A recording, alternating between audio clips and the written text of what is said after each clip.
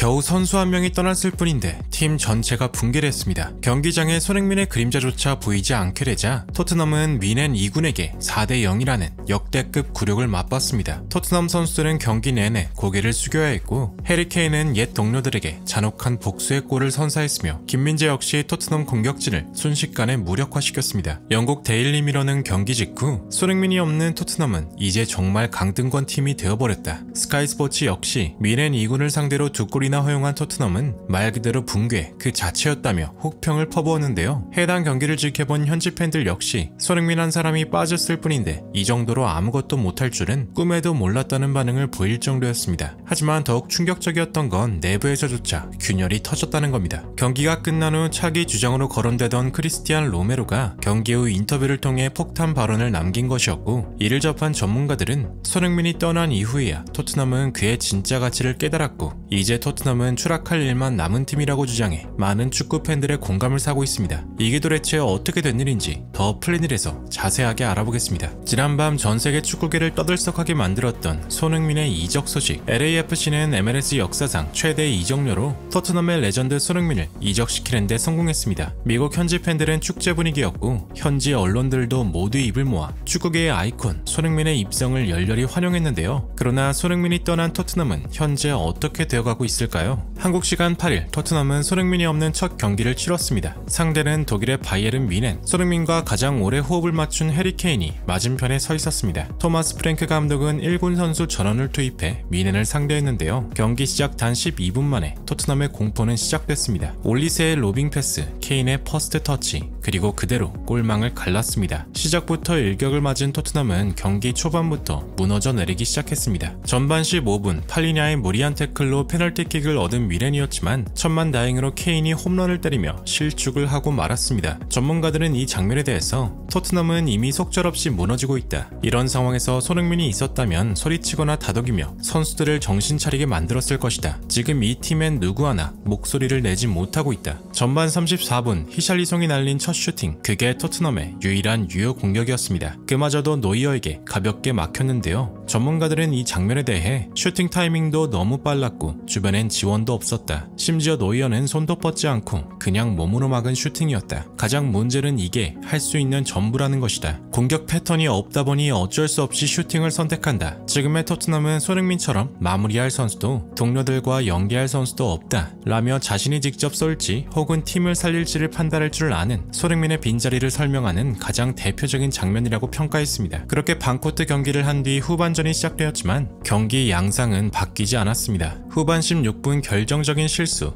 스펜스가 공을 뺏기고 코망이 박스로 진입 후 왼발 가마차기로 스코어를 2점 차로 벌렸습니다. 후반 19분 토트넘도 선수 교체로 분위기 반전을 노렸으나 오히려 뮌헨은 우습다는 듯 주전 9명을 빼고 김민재를 포함한 2군 선수 대부분을 투입하는 미친 판단을 내렸는데요. 전문가들은 이에 대해 이 장면은 단순한 교체가 아니었다. 유럽 정상급 팀이 손흥민 없는 토트넘을 어떻게 바라보는지를 보여준 상징적인 장면이었다. 토트넘은 뮌헨의 실험 상대일 뿐이다. 그리고 후반 28분 김민재가 쿠두스를 가볍게 제압한 뒤 소유권을 되찾아왔고 그대로 역습으로 연결. 17세의 레나르트 칼이 기어코 득점에 성공했습니다. 후반 39분 포르가 걷어내지 못한 공을 뮌헨의 쿠시 아사레가 그대로 가마차기를 시도, 그대로 골망을 가리며 4대0의 점수차를 만들었습니다. 전문가들도 이에 대해서 사실 이때쯤 되면 선수들은 거의 포기 상태다. 손흥민은 4대0이어도 끝까지 팀을 위해 뛰는 선수지만 그런 정신력조차 이 팀에선 사라져버렸다. 그리고 경기는 4대0의 스코어로 끝이 나고 말았는데요. 여기서 진짜 충격은 상대의 절반이 2군이었다는 점이었습니다. 김민재 역시 단 23분 만에 경기를 장악했고 토트넘은 전반전부터 후반 종료까지 단 한 명의 리더도 없었습니다. 토트넘 선수들의 평점 또한 6점대를 넘는 선수를 찾아보기 힘들 정도였는데요. 영국 매체 풋볼 런던에서는 손흥민이 사라진 토트넘, 함께 사라진 팀워크와 철학이라는 제목으로 기사를 게시했습니다. 공격의 날카로움을 잃었고 수비는 공백을 메우지 못했다. 손흥민이 차지하던 역할은 단순히 포지션이 아니었다. 토트넘은 그가 빠진 후 리더 없는 팀이 어떤 모습인지 정확히 보여줬다 라며 토트넘의 경기력에 강도 높은 비판을 가했습니다. 전 맨유 주장이자 스카이 스포츠의 분석가 게리 네빌은 이번 패배는 놀랄 일이 아니다. 이건 이미 예고된 결과였다. 그들은 지난 시즌 내내 내내 손흥민에게 거의 모든 걸 맡겼다. 득점, 전환, 수비 연계, 리더십, 심지어 볼 배급까지 전술이 아니라 한 사람의 클래스에 기대고 있었던 것이다. 오히려 이런 경기를 볼수록 손흥민이 왜 떠났는지 이해가 된다 라며 토트넘 선수들의 처참한 경기력에 매우 실망한 모습이었습니다. 현지 팬들의 여론도 매우 심각했는데요. 만약 손흥민이 지금도 이 팀에 남아있었더라면 이 4대0 패배의 모든 화살은 또 주장 손흥민에게 향했을 게 뻔하다며 수비만 처참한 줄 알았지만 실상은 공격이 더 심각하다며 하루라도 빨리 새로운 선수를 데려와야 한다고 목소리를 높였는데요. 하지만 얼마 남지 않은 기간 토트넘은 손흥민의 대체자를 데려올 수 있을까요? BT스포츠의 분석가 크리스 서튼은 그들은 마티스텔의 이적으로 이미 700억을 소진했고 무엇보다 메리스는 십자인대 부상으로 최소 7개월간 결장한다. 손흥민이 떠난 이후 이 팀에 월드클래스라 부를 만한 선수가 단 한 명도 없다. 지금 상황에서 토트넘은 선수들의 목적지가 될 수 없다. 사우디에는 호날두, MLS에는 메시 같은 상징적인 인물이 있었다. 토트넘의 경우엔 그게 바로 손흥민이었다. 하지만 지금의 토트넘은 리더십도 스타성도 영향력도 사라졌다. 그들에게 남은 건 지난 시즌의 성적표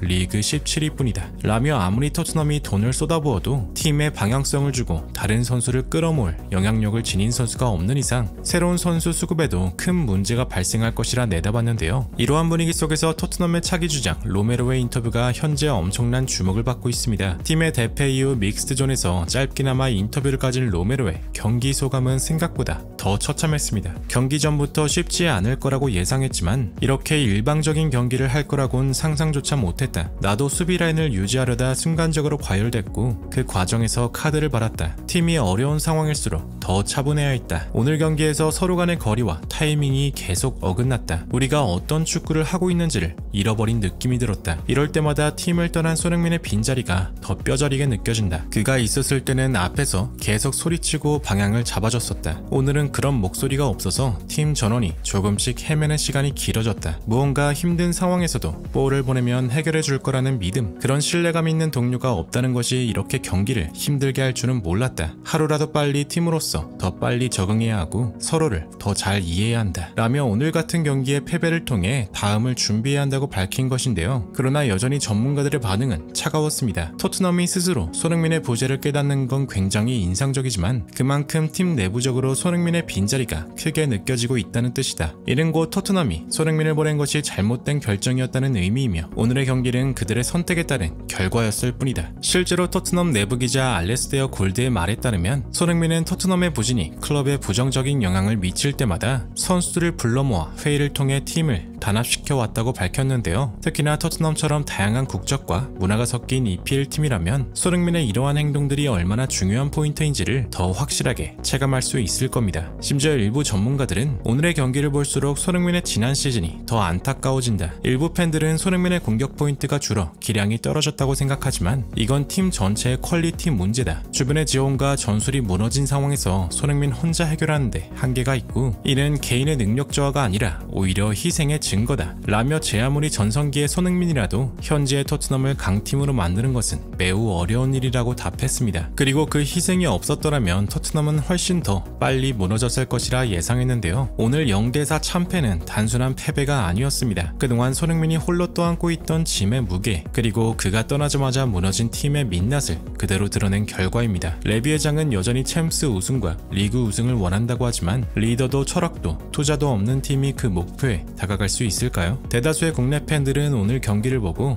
떠나길 잘했다 라는 반응을 보이고 있습니다. 진심으로 구독과 좋아요 부탁드리며 시청해주셔서 대단히 감사합니다.